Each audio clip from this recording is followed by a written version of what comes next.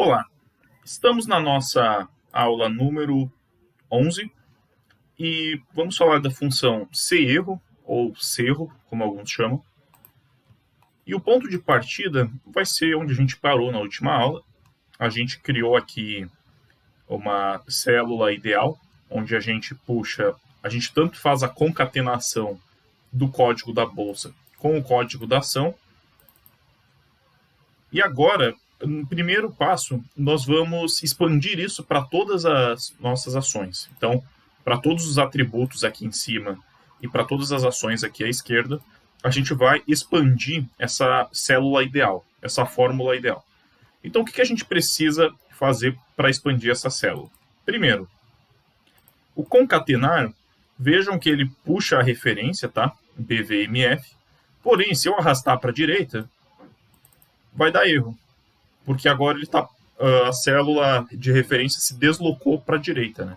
Então, o que a gente tem que fazer, na verdade, é travar na horizontal, tá? Então, quando eu travar aqui, se eu puxar para a direita, ele ainda vai estar puxando BVMF corretamente. E a outra célula que a gente tem que travar na horizontal também é a célula da ação. Então, mesmo se eu arrastar essa fórmula até aqui, eu ainda quero fazer referência à mesma ação, certo? Então, eu vou vir aqui, C3, vou travar na horizontal. Ah, mas por que eu não travo tudo? Porque quando eu baixar essa fórmula para baixo, eu ainda quero buscar o código da bolsa e o código da ação da linha de baixo. Então, eu não travo isso na vertical. O que eu tenho que travar na vertical, como vocês devem ter notado aqui, é, na verdade, o atributo aqui em cima, né? Então, mesmo se eu arrastar essa fórmula até lá embaixo, eu ainda quero puxar essa linha de preço aqui em cima, essa informação de preço. Então, a última trava que a gente vai fazer... Ah, não, perdão, já estava travada. Deixa para lá. Ó, vejam que está aqui o cifrão entre a letra e o número. Então, já está travando corretamente. Então, eu posso arrastar agora essa fórmula daqui até lá embaixo. E daqui para a direita também. Putz, não consigo ver até qual célula, qual coluna que eu devo arrastar, né? Então eu já vou passar um truque de formatação aqui no Google Planilhas, que é como congelar as células facilmente, ou seja, fazer com que uma linha ou uma coluna sempre apareça. A gente vai congelar uma linha, essa aqui de cima, ok? Então vejam que, deixa eu só dar um Ctrl Z, vejam o que eu fiz, né? Eu passei o cursor do mouse em cima dessa barra cinza que tem aqui, cliquei e arrastei uma para baixo. Eu poderia ter congelado várias linhas, tá? Mas eu só quero congelar essa primeira. E a outra coluna que eu vou congelar, como você já deve imaginar, é essa outra barra aqui. Clico e arrasto para a direita. Então, agora que está congelado, eu consigo ter uma noção melhor, né? Eu consigo sempre ver a primeira linha e sempre ver quais são as empresas que eu estou tratando. Então, voltando aqui. Clico, Ctrl Alt para baixo, para selecionar todas as células até lá embaixo. Aí, mantendo o Alt pressionado, direita, direita, direita, direita, direita, direita, direita. E Ctrl V. Perdão, eu esqueci de copiar essa célula aqui. Então vamos lá de novo. Ctrl C, agora sim, Ctrl C, Ctrl Alt para baixo, ainda pressionando o Alt, direita, direita, direita, Ctrl V. E agora eu arrastei a fórmula simultaneamente, né, para a direita e para baixo. Então agora todas as ações da nossa lista, tá? Elas estão aí com a fórmula correta, então elas estão concatenando.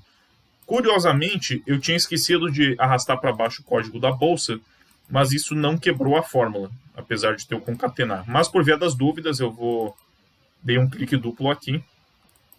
Vejam que foi bem nesse cantinho, 2 cliques, e ele já preencheu até lá embaixo a informação da BVMF.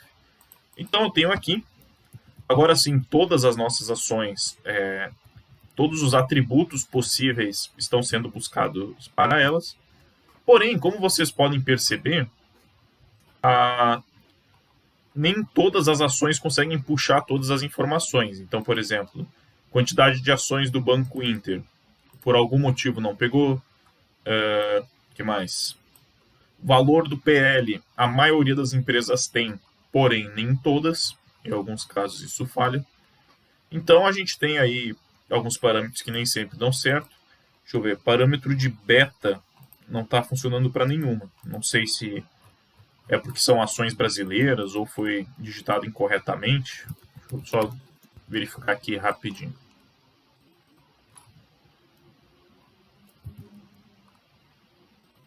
Devia ter funcionado. Acho que é por causa do mercado brasileiro que não deve pegar essa informação.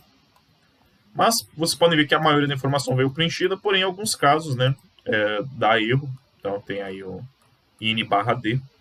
Então, e para a gente não ficar com esse ND feio, digamos assim, né, sem informações, o objetivo da nossa aula aí vai ser saber como a gente adicionar a função serro, que ela basicamente serve para dizer para o Google Planilhas, né, se essa função que eu consultar tiver algum erro, né, algum problema na consulta, eu quero que você exiba outra informação no lugar dela. Então, só para dar um exemplo, digamos que eu venho aqui no PL e coloco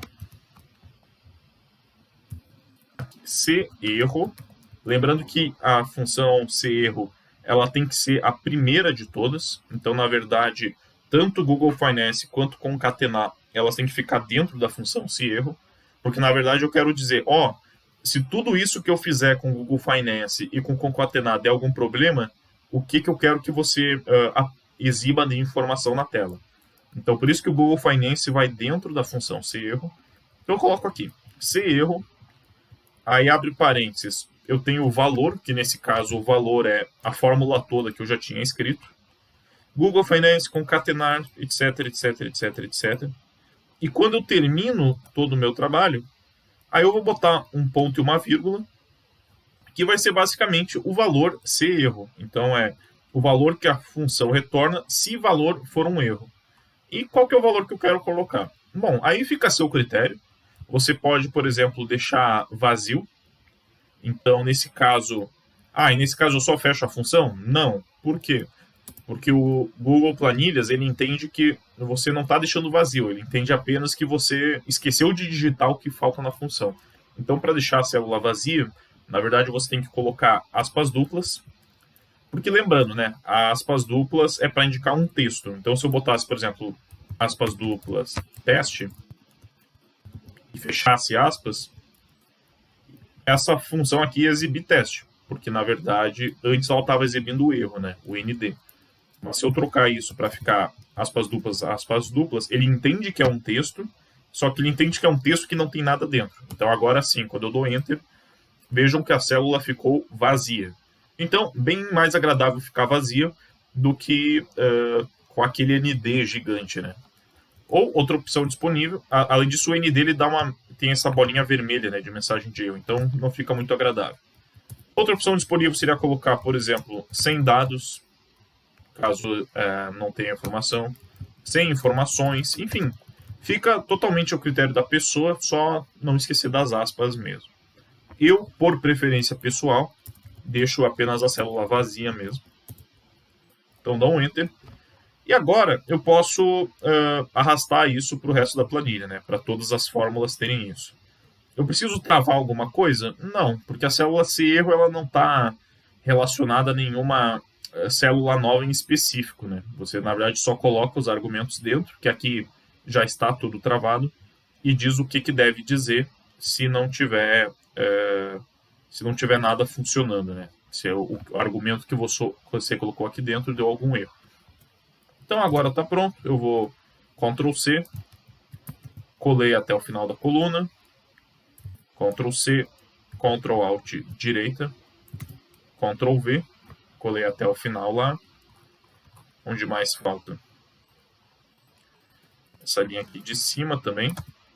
Então, Ctrl C, Ctrl V, e aqui Ctrl C, Ctrl V de novo. E por fim, Ctrl C nessa área de seleção.